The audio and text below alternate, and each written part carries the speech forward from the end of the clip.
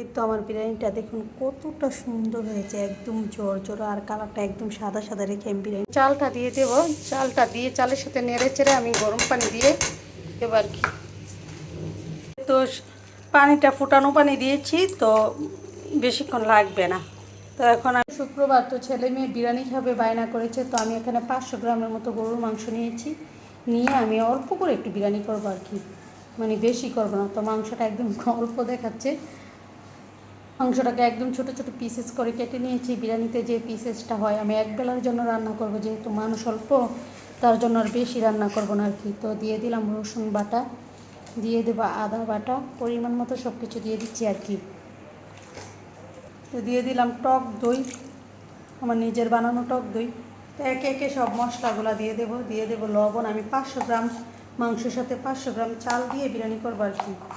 তো সব কিছু পারফেক্ট পরিমাণ মতো দিয়ে দেবো। কিছুটা মরিচের গুঁড়া দিয়ে দিলাম, কিছুটা ধনিয়া জিরা গুঁড়া দিয়ে দেবো। দিয়ে দিচ্ছি রাঁধুনির যে বিরিয়ানির মশলাটা হয়, এটা থেকে এক থেকে অর্ধেক দিয়ে দেবো আমি। সামান্য পরিমাণ গরম মশলা পাউডার দিয়ে দিলাম, এটা আমার নিজের হাতে বানানো স্পেশাল গরম মশলা। দিয়ে দেবো পেঁয়াজ কুচি। বিরিয়ানিটা আমার নিজের পার্সোনাল মতো অনুযায়ী রান্না করছি, আর আপনাদের মতো রান্না করবেন, এভাবে রান্না করে দেখবেন, অনেক মজা লাগে খেতে। তো দিয়ে দিলাম একটা টমেটো কুচি, পরিমাণ মতো তেল দিয়ে দেবো, একটু বেশ অনেকটা তেলই দিয়ে দিলাম। ফ্লেভারের জন্য দিয়ে দিচ্ছি 4-5টা কাঁচামরিচ, দিয়ে সবগুলোকে একদম মাখিয়ে আমি হাতটা দিয়ে একটু পানি দিয়ে বসিয়ে দেবো। এটাই একদম কষতে কষতে ভাজা ভাজা হয়ে গেলে আমি চালগুলো দিয়ে দেবো। এই তো দেখুন, একদম অথেন্টিক বিরিয়ানি যে হয় এটাই রান্না করছি। আর রাঁধুনি বিরিয়ানি মশলাটা দিলে একটু স্বাদটা, আমার ছেলে মেয়ে খুব পছন্দ করে এই স্বাদটা। তা আমার স্পেশাল মশলাটা তো দিয়ে দিলাম। এটা বিরিয়ানিতে এরি কাচ্চি সব কিছুতে দেওয়া যায়, এটা থেকেও একটু দিলাম, আর রাঁধুনি বিরিয়ানি মশলা থেকে একটু দিলাম। তো আমি হাতটা দিয়ে অল্প পরিমাণে একটু পানি দিয়ে দেবো, যাতে এটা দিয়ে সিদ্ধ হয়ে যায়, মাংসটা সিদ্ধ হয়ে একদম সফট হয়ে যাবে। তারপর চালটা দিয়ে দেবো। এই তো মাংস থেকে আরও পানি ওঠে, একদম ডবল হয়ে গেছে। তো এটা দিয়ে একদম সিদ্ধ হতে হতে একদম মাংসটা সফট আর একদম হয়ে যাবে, জুসি হয়ে যাবে, তখন আমি চালটা দিয়ে দিব আর কি। তো আমার তেহেরির মাংসটা প্রায় কষানো হয়ে গেছে, কারণ আরেকটু নেড়ে চেড়ে একদম ভুনা করে নেব। ভুনা করে তারপর চালটা দিয়ে দেবো আর কি, আরেকটু কষানো হোক, তারপর চালটা দিয়ে চালটাকে একটু কষিয়ে নেব মাংসটার সাথে।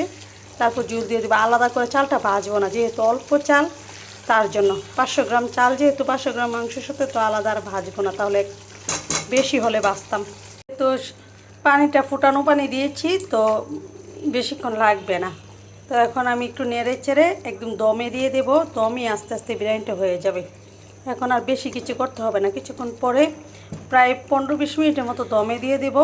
তারপর শেষ, আমার বিরিয়ানির একদম পারফেক্টভাবে হয়ে যাবে, একদম ঝরঝর একটা বিরিয়ানি হয়ে যাবে।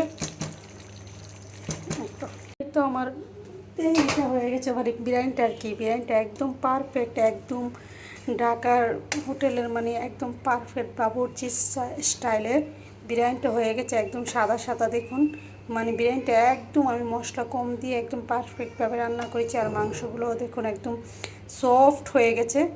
তো খুব মজা হয়েছে, বিরিয়ানিটা একদম জর্জরা হয়েছে, একদম মানে বলতে একদম জর্জরা বলতে একটার সাথে একটা চাল লাগে না, মানে এত সুন্দর হয়েছে বিরিয়ানিটা, কি বলবো। তো এখন আমি সার্ভ করে নেব। ভালো থাকবেন সবাই। এই তো আমার বিরিয়ানিটা দেখুন কতটা সুন্দর হয়েছে, একদম জর্জরা আর কালারটা একদম সাদা সাদা রেখে আমি বিরিয়ানিটাকে বানিয়েছি। মাশাআল্লাহ, এত মজা হয়েছে খেতে, সেটা বলে বোঝানোর মতো না। আর সাথে নিয়েছিলাম সালাদ, সেই স্বাদ হয়েছে খেতে। তো সবাই ভালো থাকবেন। আল্লাহ হাফিজ, আসসালামু আলাইকুম।